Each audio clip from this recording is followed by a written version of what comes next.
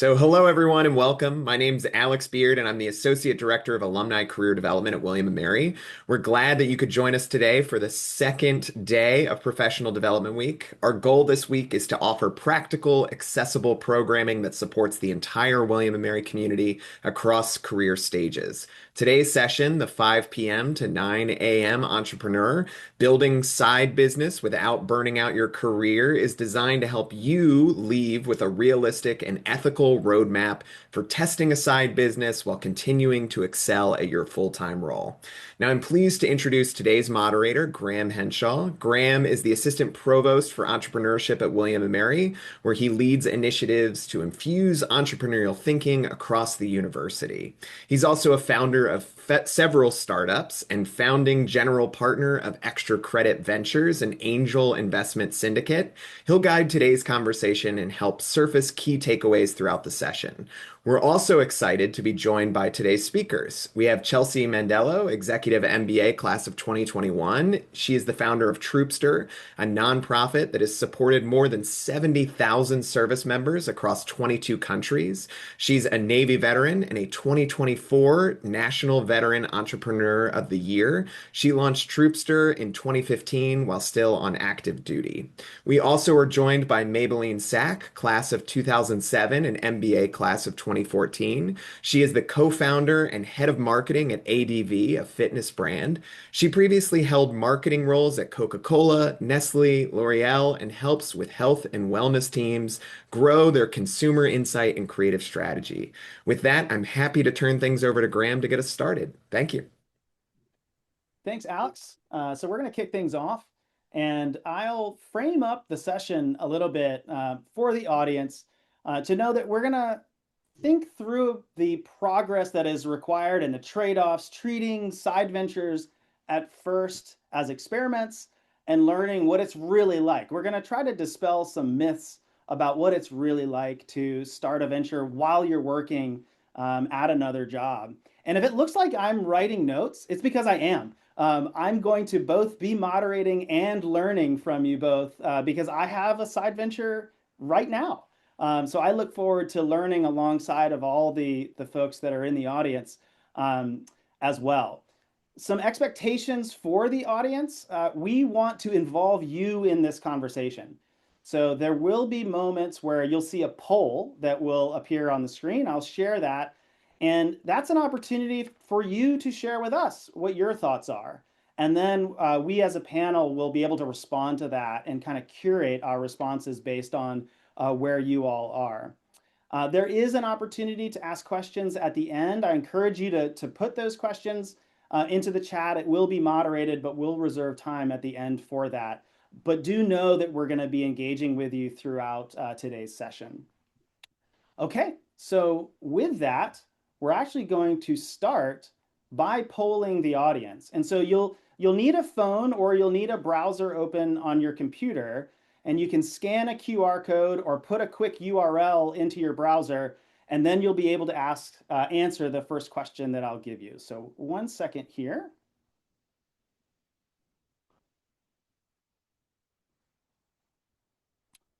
All right.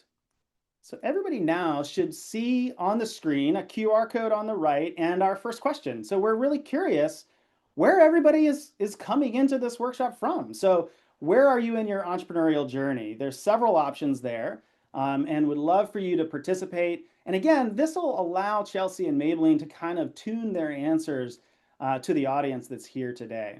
So I'll give you a second to answer that. It's wonderful to see so many people are actively exploring an idea right now. That is fantastic. You're going to walk away today with some takeaways, some practical examples, some frameworks to think through. So this should be a really valuable conversation. All right. Okay, that is fantastic to see. So Chelsea and Maybelline, sort of note that in your minds. This is who is in the room, so to speak. And so with that in mind, I have one other question before we get to the first set of questions for our panelists. And that is this. So in one word, what do you want to get from today's session? What do you hope you'll walk away from 45 minutes from now?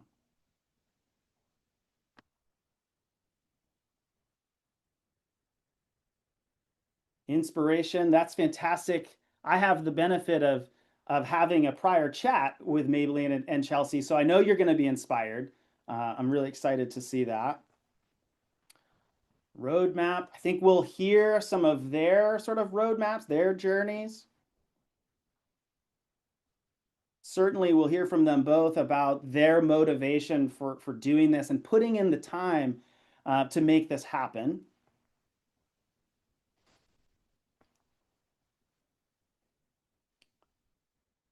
All right.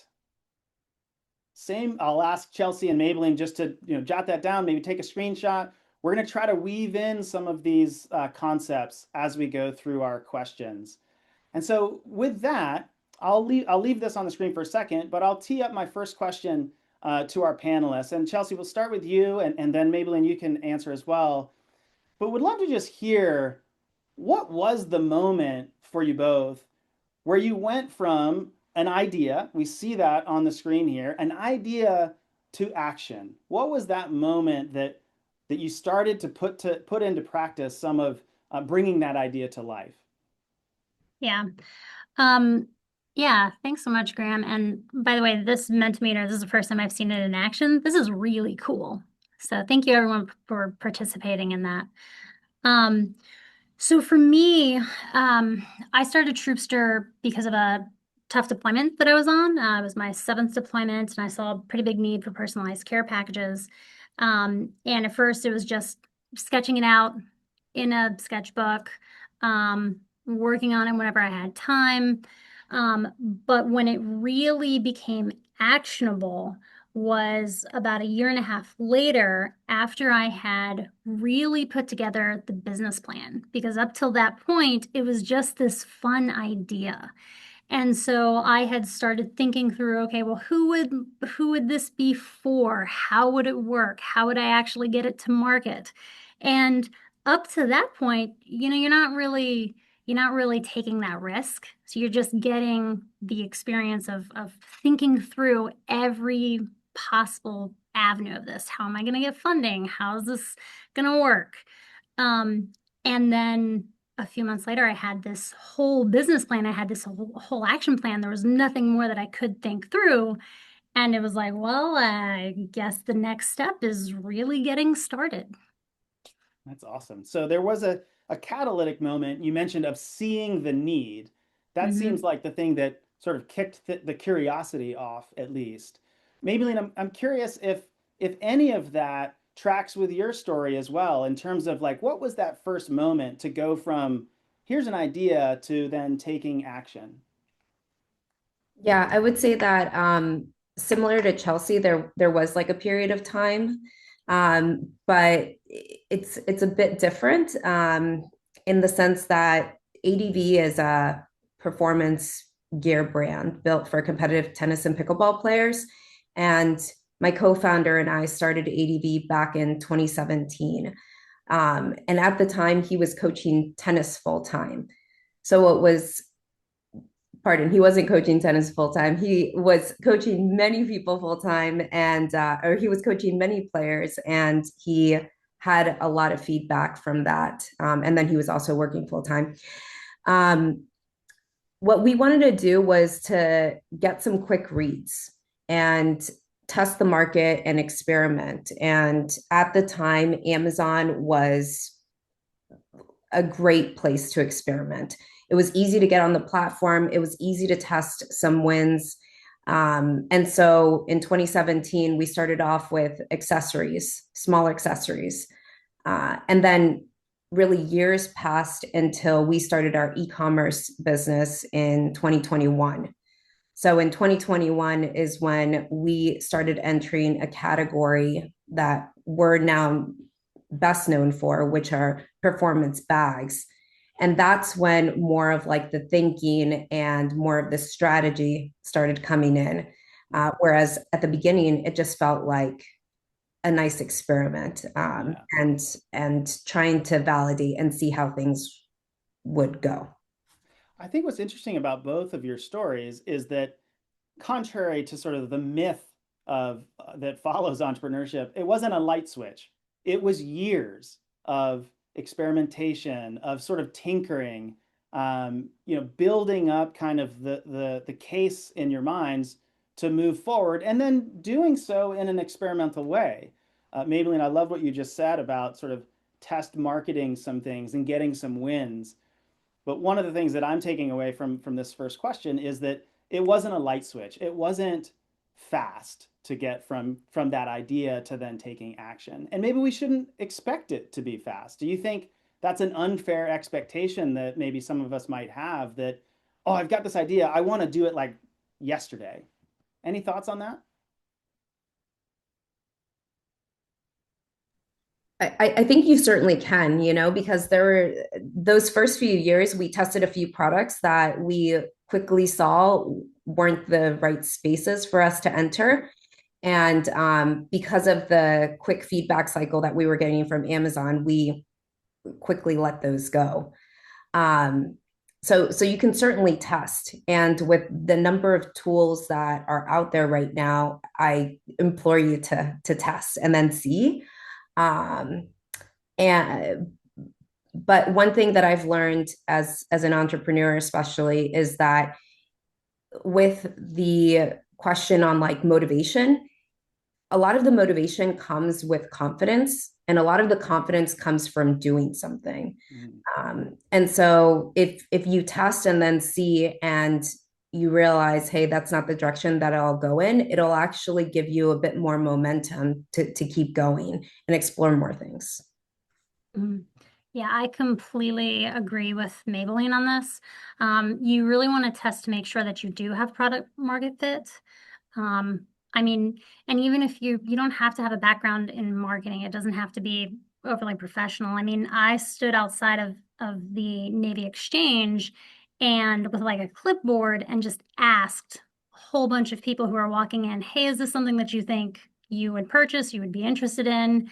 And I mean, I did that for a couple of weeks to see if it would work out. And even still today, we will reach out to military spouses, to those who are on deployment, and say, hey, what are some new products? What's something interesting? Do you think this care pack works? Do you think it doesn't work? So something that I think any entrepreneur should always be aware of is don't be so in love with your own idea that you aren't willing to pivot or change it. Yeah. Those are wise advice there. So on my notes, I implore you to test. So I've got that circled and starred. That is a critical piece of this entrepreneurial journey. So I'm ready to poll the audience again. And so I am thinking back to the chart where a lot of you are actively working on something. And this next section, we're going to really start to get into the realities of doing a side hustle. Like, what are the constraints that we have to come up against? And so the question that we will ask the group here will pop up. All right, so that's the earlier question about what you're hoping for.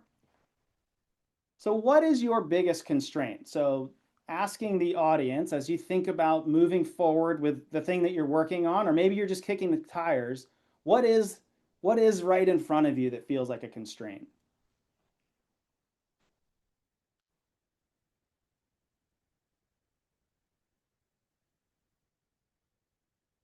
Yeah, so time here clearly in the lead.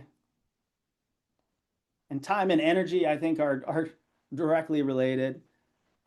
Know-how. So again, if I think back to the word map, there was a lot of expectations or hope for this session, coming up with frameworks and a roadmap for how to move forward. That probably comes up in the know-how. The confidence and fear, Maybelline, I think you touched on that, where you mentioned those experiments sort of grew your confidence to move forward. So I'll put this question now back to you both. So when you were getting started, what were your most limiting constraints? And importantly, then how did you move through those? So, so I was still active duty Navy. And for my role, we also, on top of our job, we also have duty. So there are going to be times where we have to stand a 24-hour watch, on top of whatever your normal job is going to be. You're just going to do them both. So for me, yep, completely agree. Time and energy were top. And I had to get really, really creative on when I could do anything.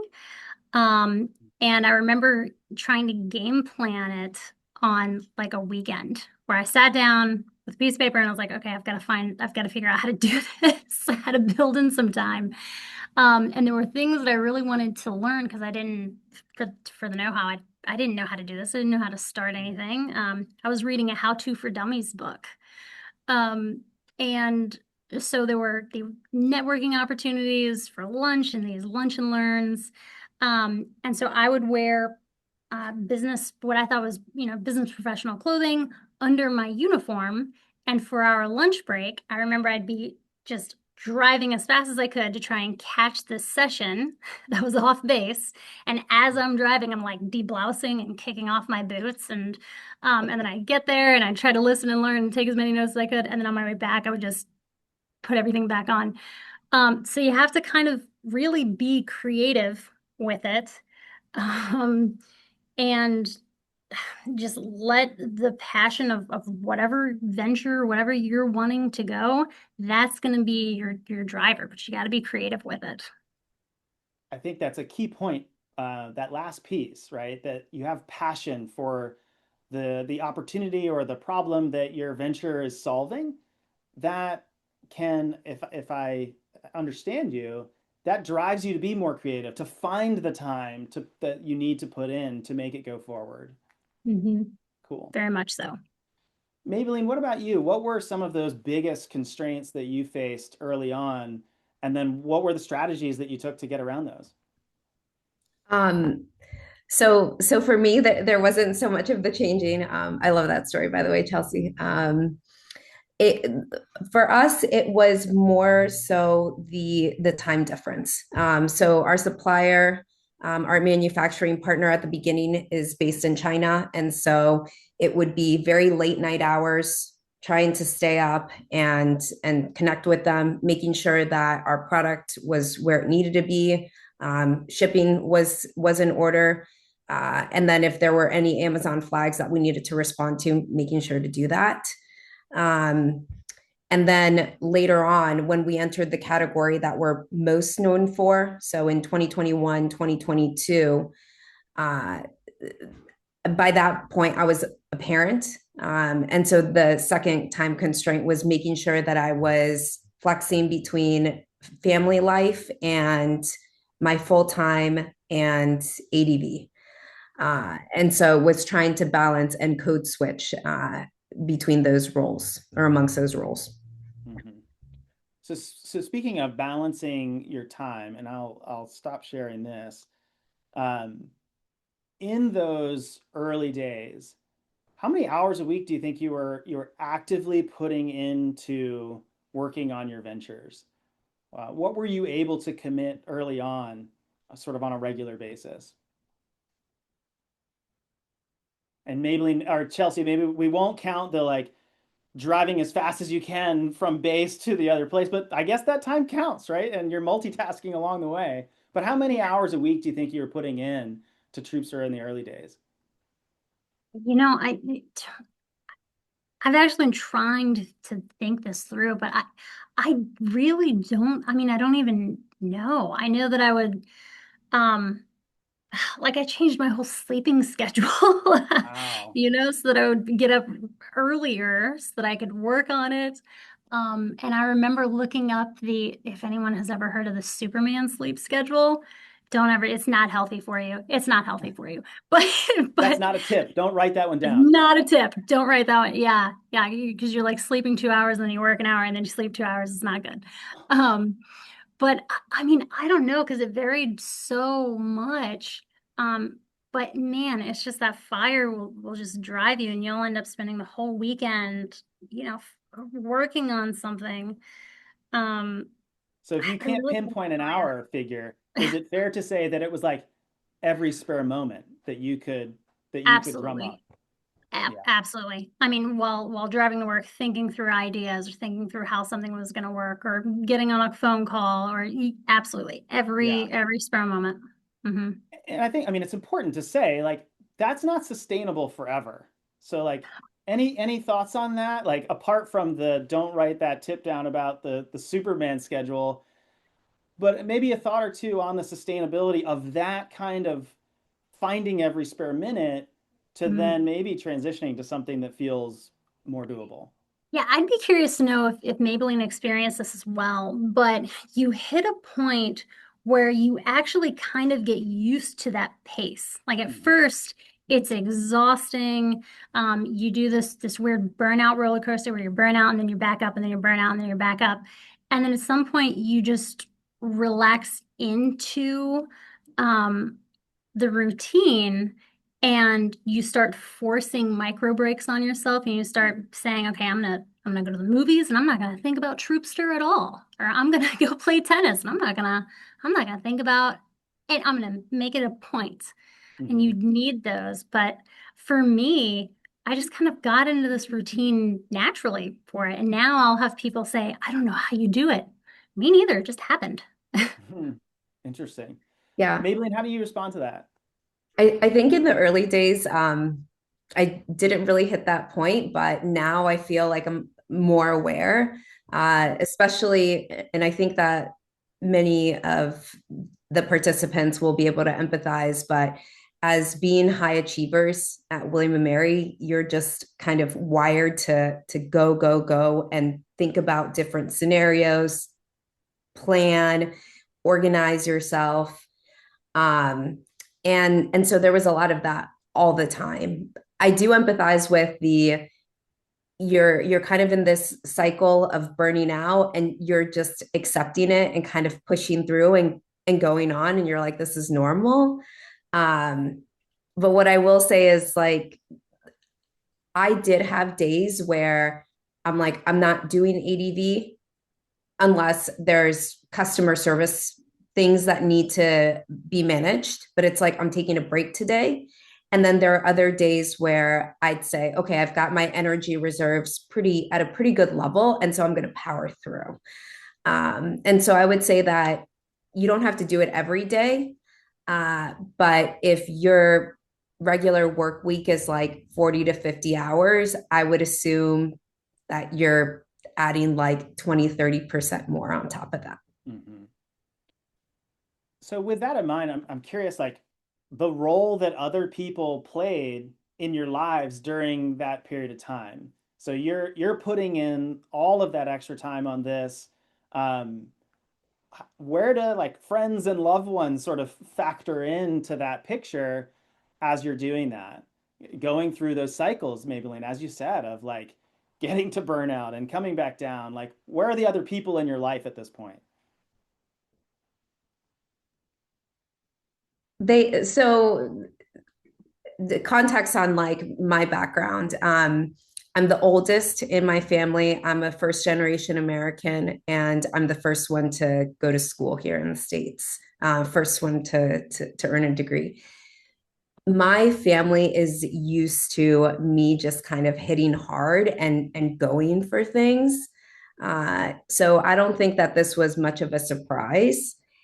It was more of like them checking in and seeing where I was in like my journey on things. Um, and I am Latina. I grew up in a household that's very close, where everybody is always in everything about your life. And so because they already kind of knew how I operated, I don't think that that necessarily stopped them. Mhm. Even if I looked burnt out to them constantly, that would actually probably invite more conversation. So in terms of family, they were really close. In terms of friendships, I think realizing when I needed a timeout was important, and realizing when maybe I would become too robotic because I wanted to move from task to task was a good time to spend time with loved ones. And Mhm. that was just personal introspection where I needed to take a pause. Yeah. Thank you. I feel like Maybelline and I have a lot in common on that, and maybe all of us in this session do. Very similar. I've always been just high achiever, whole life, put my mind to it, gonna do it. I was also the first of my siblings to go to school. I mean, there are stories of when I was a child where I was a toddler and came up and just would ramble. The family motto was don't say, okay, Chelsea, because then I'd go off and I would just do something. I'd ask for permission, but then I would go build or do something. So equally, my family already knew who I was and how to support me and what my op tempo was. Yeah.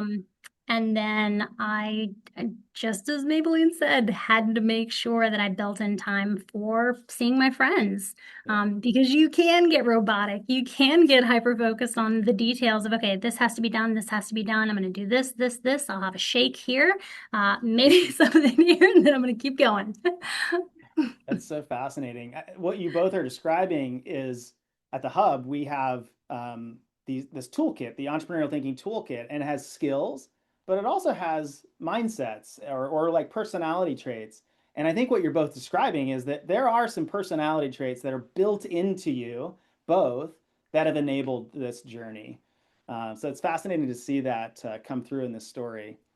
I wonder if I could just double click for one more second on the time question, because so many people put that. And that is to get a little bit more specific about the time, not in terms of how much time, how many hours, but if you think back, what percentage of the time that you were spending working on this really mattered? Like, was moving the needle in important ways? Of all of the hours you spent, like, if you could look back, like, what percentage was really driving things forward? Because there had to be some that, as you look back, that wasn't moving the needle as much as you maybe thought it was at that time. Any thoughts on that? So I thought about this a little bit, and it's hard to put a time because everybody has strengths in different areas, and so it may take you less time to get through something. But during the early days, there were probably three pieces that were super critical. One was your customer, making sure that the end user was really satisfied with your product, really enjoyed their customer experience, focusing on that. The second one is the product. So are you improving the product? Are you thinking about your roadmap? You know, is it nailed in? Do you have product market fit? And then the last one is distribution. How do people know about it? You know, are you investing in ads? Are you going organically? Are you leveraging reviews to get that product feedback loop going? If you could focus your attention to those three things, like you are doing a pretty swell job. And in regards to your question, Graham, on like where did I spend time that probably like wasn't needed, is I remember spending a lot of time on like, you know, should I do this in Asana? Should I do this in this tool? And I know that later on we'll talk about tools, but I spent so much time thinking this is the one tool that's going to consolidate this. That way I don't have 30 tabs open, but I'll just have two. And I spent so many cycles, and I realized that simple is always much better, and at least you can kind of see what's working, and later on you can complicate things. Always start out simple, just get the actions and the wins, and keep going. I think that's really great advice, to just figure out what truly matters for your business at that time, and then try to allocate your time to that. Chelsea, any thoughts on that question? Yeah, so I know for me, it definitely depends on where you are in your journey. When you're in that startup phase, for me, really putting the time into the lean model canvas. So it really helps to roadmap your journey from startup, how you're going to reach the market, what is the minimal viable product that you're going to get out. Because to Maybelline's point, I think that we have a tendency to want to overcomplicate things. We want to add all of these bells and whistles right off the bat, rather than making it simple, straightforward, because I did the exact same thing. I got so hung up on perfect making it a perfect branding, or what should this look like? What should this be? How are we gonna, I mean, I got so into the weeds on the minutia Hmm. of those pieces. And then in the end, it actually ended up changing and being really simple. So I spent a lot of time. Yeah. Yeah. So Unfortunately, just, I think sometimes it's easy to conflate being busy with being productive, right? And so we're like yes. spinning our wheels on these systems when we should be focusing on other things. So I Yeah. really appreciate hearing that. There's I'm curious, we do have a follow-up question about this from the audience. Um, has this sort of tight schedule where you're cramming in this effort wherever you can, has that been consistent throughout the whole journey? Has there been an evolution to that? Has it maybe mitigated a little bit as things have gotten sort of stood up and you have processes? How has that sort of time management fluctuated as time has gone on for you? And we'll sort of quick answers there before we move on to the next question. So for me, it did change whenever I realized that I could work Troopster full time. I didn't have to have it as a side gig anymore. That of course opened up my time, making that my full-time gig. But there's a really good saying that has just kind of always stuck with me of working in your business versus working on your business. And you have to pay attention to when you're working in it and when you're working on it. So working on it is helping it to grow, propel, move forward. And sometimes you can be working in it, which is just pushing those dials, keeping it as is without actually moving it forward. Mhm. Um, yeah, so I mean, time did open up for me whenever I was able to make that transition. Great. Thank you. I feel like I've just gotten smarter. Like I've been able to recognize, where my energy is. My co-founder operates quite differently. He is wired and great worker at night, whereas I'm an early worker. Like I am great 5 to 2 o'clock, and then not so great after.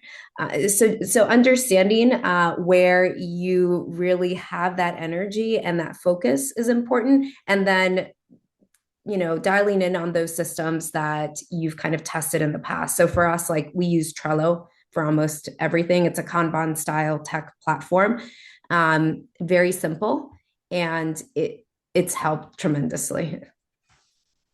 So we're going to now get to some of those systems and process questions, but I want to do that actually through um, another couple of stories first, and that is sort of your pathway to revenue, right? Like you're standing up these businesses to address needs, to solve problems, and revenue is a part of that. And so I have a question for you both about that, but I want to tee up that with a question to the audience to find out like what feels like progress to you all first.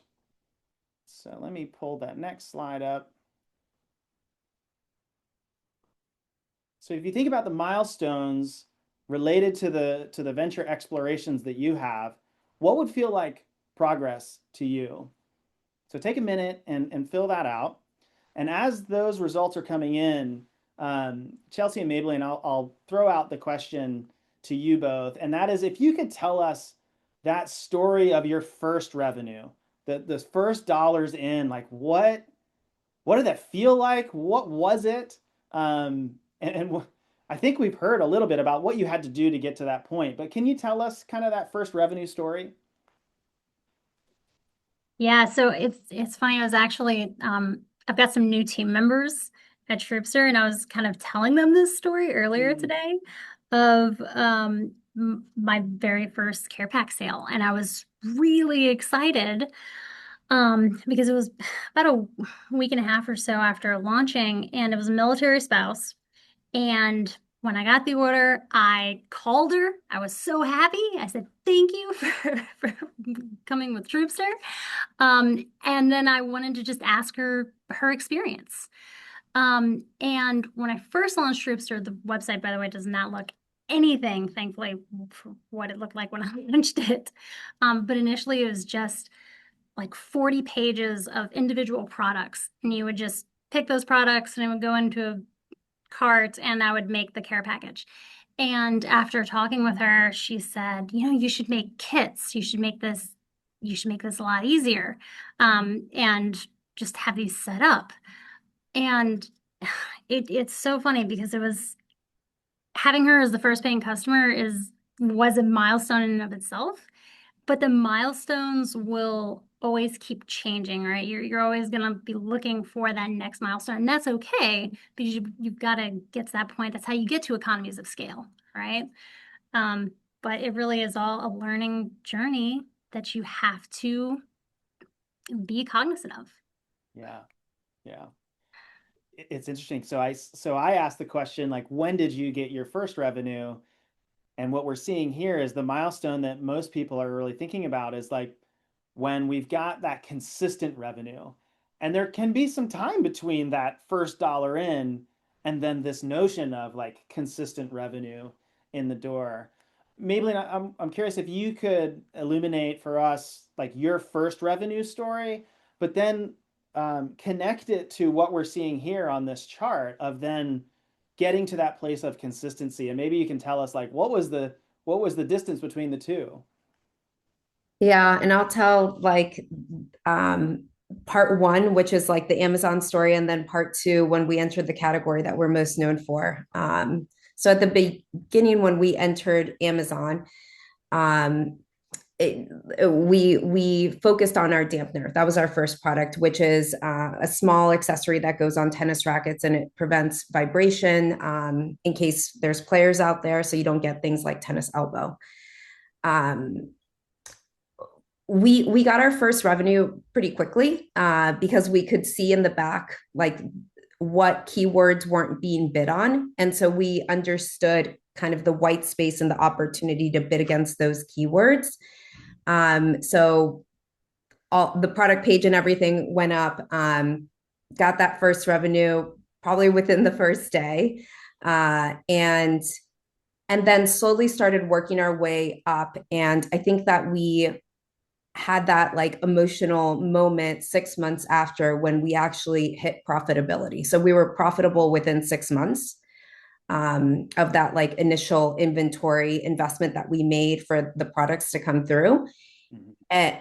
And we were like, this is fantastic. And I wouldn't use that as an example for many other businesses or categories. We were just entering Amazon at a time where there wasn't as much competition and the price to play wasn't as aggressive as it is today.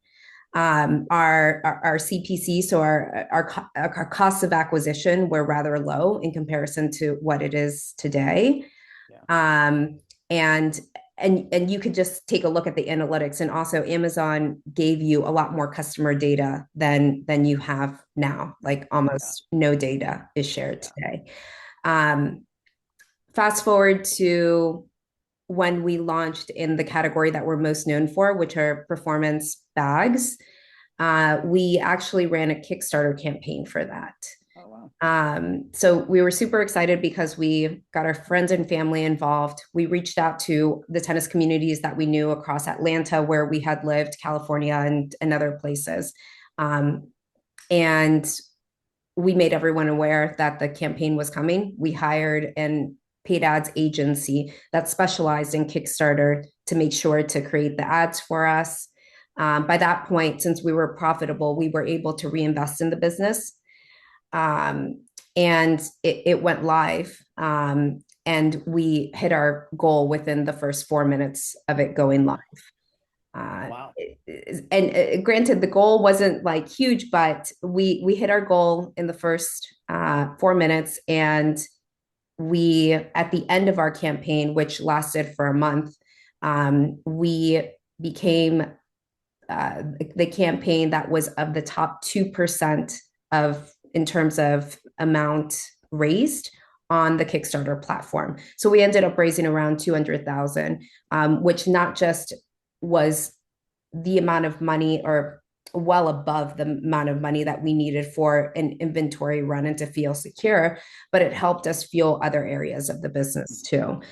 So I think that that was most exciting because we had a community of backers that we could reach out to and connect with and ask them, like, what is it that you liked about the campaign? What made you, want to join?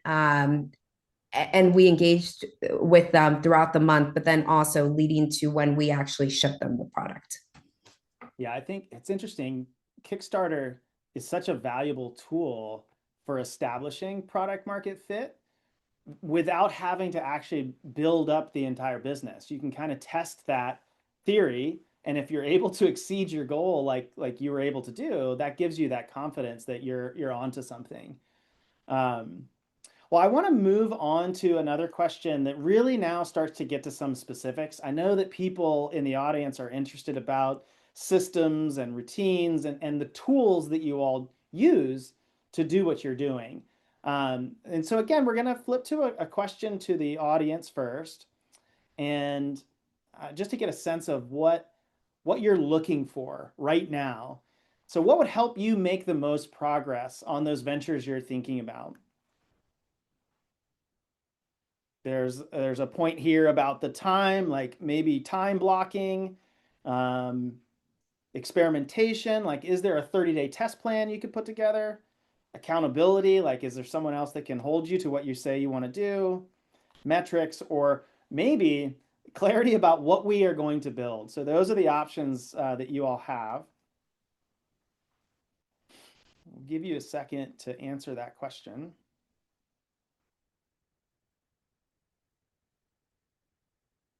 And then as those results are coming in, Chelsea, if I could have you answer first, talk about your routines. Like, what are the routines that make and made your business possible? We've heard about some of the cadence that that you had, but what were the routines other than maybe the time that enabled you to step by step make progress on Troopster? Yeah. So routine wise, I have always been a big fan of trying to utilize different apps. And so I would, and still do, um, I would look for apps that would help with project management. So Maybelline mentioned Trello. We use Monday.com, but I mean, we've also used ClickUp. And so there's so many apps out there that help with entrepreneurs and help with small businesses in that. So first we kind of live on Monday.com for all of our projects, but I'm looking at the progress for this, and a lot of people are interested in better idea and clarity. Yeah. And I know for me, I joined some local entrepreneurial groups. So like we have, there was Old Dominion had what was called Garage Band at the time. And it was honestly just a bunch of entrepreneurs who would get together on Thursdays after work, and they would share what their business idea was. And the other entrepreneurs in the group would help them come up with ideas for how to make it better. And you can use the app Meetup, or you can just do a simple Google search. But there are so many different entrepreneurial groups that just get together for coffee or get together for lunch, and they just pitch their ideas, they help each other out. And so in the early days, I went to those, I mean, weekly. They really, really helped to keep me kind of engaged, but just it helped to always light the fire for me. Yeah. Yeah, so I would recommend actually building something like that into whatever your routine is, because sometimes I think that, at least for me, you can get caught in your own echo chamber, and you have to be willing to break away from that. Yeah. So, So yeah. what I'm hearing in that is that that group did help you shape the idea, right? You Mhm. had to have the courage to go there and share your idea in the first place. I think it's important to state that, right? We can often just have our ideas and keep them secret and only share people who are going to encourage us. But to really move forward, you have to put it out there. And so that group was that for you, helped shape the idea. But it also sounds like it helped address that accountability piece that I'm seeing is showing up here quite a bit. And Yeah, by default, absolutely. it seems like it also hit on the schedule. So Mhm. finding a group like that seemed to be a pretty Mhm. critical element for you, a system that you put in place to help you move forward. I would be remiss. My colleagues at the Hub would say you didn't use an opportunity to talk about the fact that the William and Mary Entrepreneurship Hub can be that resource for alumni that are on the call. We're not just for current students, faculty, and staff. So if you're thinking about something and you want someone to hold you accountable and help shape your idea, connect with the Hub. Like that's why we exist. We support alumni entrepreneurs as well. Okay, enough with the public service announcement. Maybelline, any thoughts as you look at this chart? What are the systems that have helped you address the things that we see here? I think like one, whenever you're thinking about an idea, think about a space that you really are obsessed with. Like one that you're going to be obsessed with for a while. It's not just going to go away in like 3 years. Um, my co-founder, I mentioned that he was a tennis coach. He coached for 8 years, and when we started ADV, we lived in Atlanta.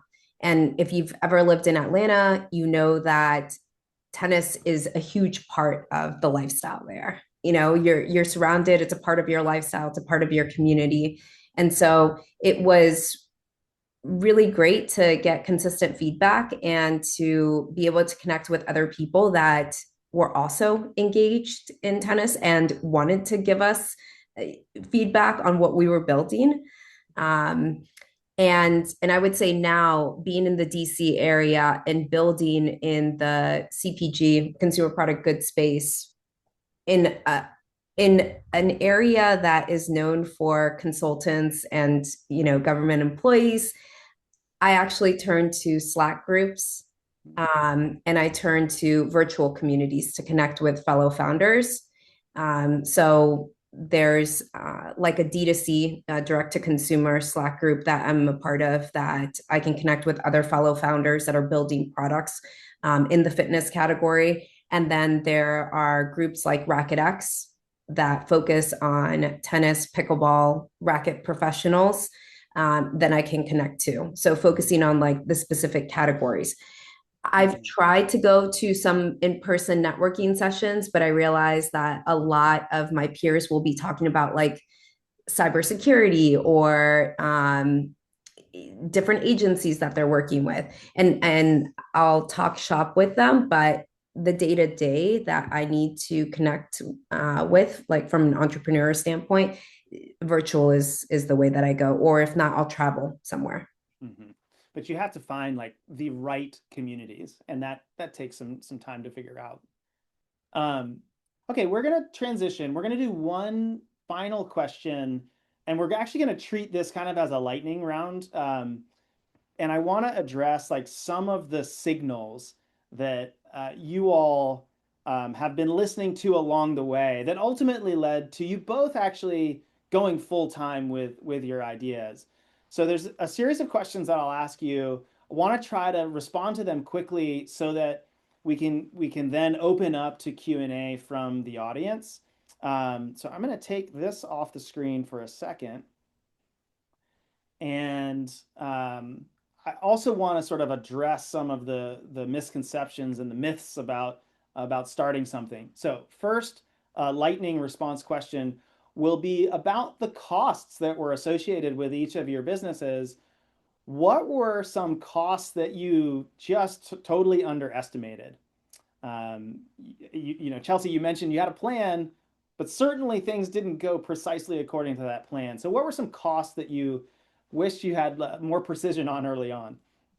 Yeah, right up front was packaging costs Okay. and shipping costs. If I didn't know at the time about like bulk product purchases or bulk shipping, there is always a wholesale bulk option with your business. And I didn't know that, so I was paying everything out of pocket at the full MSRP. Oof, okay. Maybelline, what about for you? Any costs that you underestimated early on? Um, we actually overestimated costs, and I think that Right.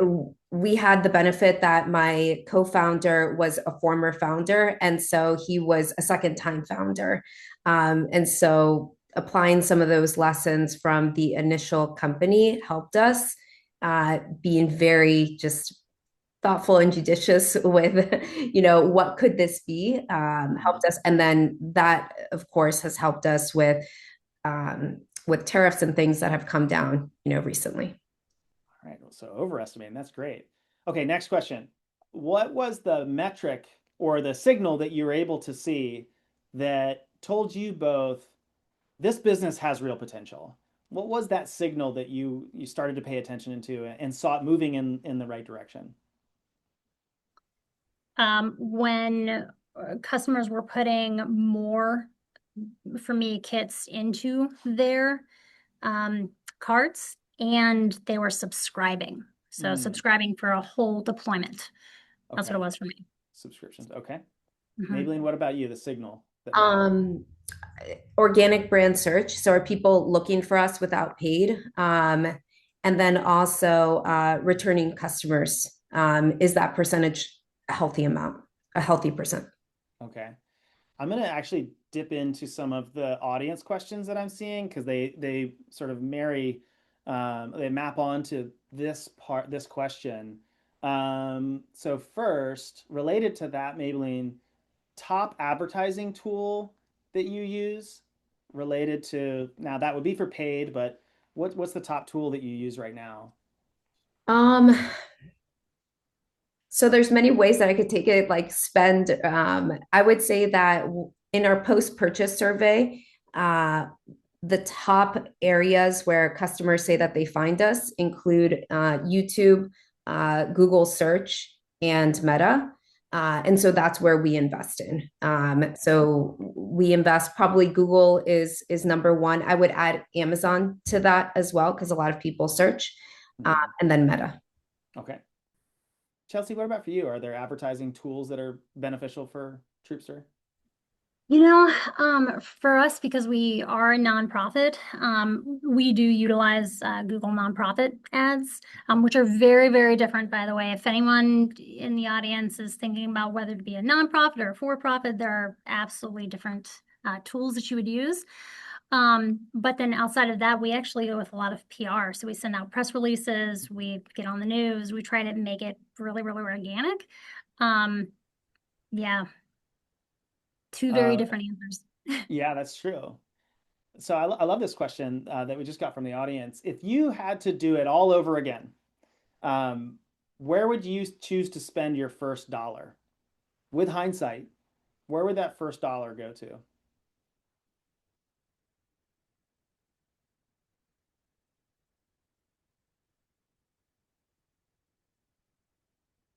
Like once the product is already built. Oh, yeah, I mean, I guess that's a good point. It changes depending on what stage you're at. But I think like the question is really about as you start and you're choosing to put your hard-earned money towards certain things, what would your more experienced self say to your less experienced self? Put your money here. Use your resources in this way. Um, so one that I didn't mention, and a lot of people would probably think that this, doesn't apply that much, is email or like SMS or like WhatsApp marketing. Even though people are flooded with it, the open rate and like the click through rate and like the orders from that is fantastic, especially if you do a good job of providing relevant messages. So I would tell myself, really think about the value of something like email. Okay. Chelsea, what about you? And we'll end on this question, and then we'll do 5 minutes of Q&A. Okay. Um, yeah, so I think for this one, um, I actually think I probably would have looked at getting a marketing company. I mean, we had the products pretty much locked down. We had, I mean, a lot with it, but I wish I'd gotten some marketing advice on how we could have gotten out there a little bit more, a little faster. And I think that having that insight would have been really valuable early Yeah. on. Yeah, so there is, I think, a misconception I sometimes see that founders have to do everything. But in certain spaces, you're not going to do it as well as an agency that, does that for a living for multiple clients. So I'd love to open it up to more questions from the audience. Alex is going to moderate those questions, and we probably have time for maybe one or two more before we're going to have to wrap up the session. Let's see here. Okay. Graham, we've Alex? got a really good one in here if folks want to answer. How do you approach figuring out and building and operationalize and structure? So, like the structure of your organization, accounting, insurance, legal requirements, all of those things. When you think about org structure, could you just talk to us a little bit there about where you are in your current status? Oh yeah, that's a really good one. So you honestly build the plane as you fly it. I mean, I don't know. Maybelline was lucky she had a first-time founder, but for me, it was building it as you go. And unfortunately, you hit instances where it's like, oh my gosh, I need to have this. I need to have this. And so you'll start building out those operating procedures, building the knowledge base for those operating procedures, bringing on your employees, finding, okay, I don't need a full-blown HR person, but there are fractional people who can help with this. There are all of these tools and applications. So you really do, for me, build it as you go as it's needed. And some of it you can be really preemptive, like there's a lot of obvious things that you can find online that you preempt. But the fine tuning, I mean, I feel that comes as you go and as needed. Yeah, and we ADV is still a bootstrap business, and so we reinvest, our profits back into the business. I would say that the way that we think about hiring is, when we look at agencies, they should be more of an expert in that area than us, and they should knowledge share. So we should get better bringing on that agency. When we think about full-time hires, then you're really thinking about something long term and how you can share knowledge. So it's a partnership, and things have to be at a point where you're like, this is impeding me from going faster. So I really need this. This is a gap that I need to fill. Um, and and it really depends on the category that you're in, because sometimes like the first hire might be like naturally like a CS hire, customer service, but maybe it's something else like content for marketing. All right. So the final question goes back to the audience, and it is an important question. I want you to think deeply about this and commit to putting something into the mentee. Here's the question. What will you do? What will you take action on as a function of being inspired by Maybelline and Chelsea? So think about what is that step that you could take, whether it's finding a group, doing some discovery work, reaching out to Chelsea and Maybelline. What is the thing that you will take action on in the next 30 days and put that into the mentee? And Graham, I want to throw it out there that if anyone, I feel Maybelline will probably feel the same way, but if anyone has any follow-up questions for tools or groups or just even podcasts, if there's anything that they want to know and they can follow up on, more than happy to help after this session. And seriously, take Chelsea up on that. When founders, the founder community is wonderful, and they do want to support each other. And I think I can speak for Maybelline as well. Like, reach out to them both and ask them questions. So I see research, find a group, schedule block. The other thing that I will say about what you've just written there, tell somebody else right away. Tell somebody else today that I wrote this thing down in a chat in this webinar, and I'm committing to do it, so that hopefully they can hold you accountable. and know that there are resources here at William & Mary to help you to do that. So thanks everyone for coming out. Really appreciate you being here, and thanks Maybelline and Chelsea. I'll hand it over to Alex to wrap us up. Yeah, thank you so much, Maybelline and Chelsea, for being here. Maybelline, I know you've got a call, so this is the hustle of an entrepreneur. You can feel free to drop, but we really appreciate you being here. For everyone who joined us today, we really enjoyed learning about entrepreneurship and building out that side business while managing that full-time role. To all of our participants on the call today, I know we've all gained new perspectives on moving from an idea to a business plan and testing it for product market fit, being willing to pivot or change that original idea, and knowing that how you spend your time is important. It's not just about volume, it's really about the quality of time that's being spent and how you're prioritizing those tasks to move that needle. So the sessions throughout the week incorporate NACE career competencies, and here in today's session, we've learned about connections to critical thinking and ways that you solve problems and gather and analyze data from diverse sources, whether that's an e-commerce site or a simple clipboard and an interview of potential clients. We also learned about leadership and building ethical decisions and routines that enable progress, and also technology and leveraging those tools to help with project management, whether it's Monday or Asana or any of these other tools that we talked about today to track those tasks. You can find a complete list of competencies and learning objectives page of Professional Development Week on the website, as well as linked in the follow-up email that you'll receive. Everyone who attended today will receive a copy of today's recording. And with that, I thank you so much for being here, and I'm going to pass it over to Michael Steelman. Thank you, Alex. Thank you all for joining us. What a great discussion. Thank you all for today's session. At William & Mary, we are your lifelong career partner, offering continued support, practical resources, and meaningful connections to help you navigate an evolving job market. Before we close, I want to just highlight a few ways to stay engaged. First, join us on Mondays from 11 to 12 for our virtual career conversations meetups for alumni. These sessions provide a welcoming space to learn about resources, exchange job search strategies, and connect with fellow alumni navigating careers. Second, if you have not already, please join One Network. It's an easy way to access 11,000 members to search for and connect with alumni by industry, professional interests, and shared William & Mary affinities. Finally, we invite you to attend our monthly online networking hours, including this Friday's session at noon Eastern, offering one-to-one speed networking. It's a simple way, but powerful way to expand your reach within the William & Mary community. You never know who knows who or how you might both support and leverage the William & Mary network. Thank you again for being here, and we hope to see you at our next session, From Idea to Revenue, the Venture Validation, starting at 3 Eastern today. Thank you.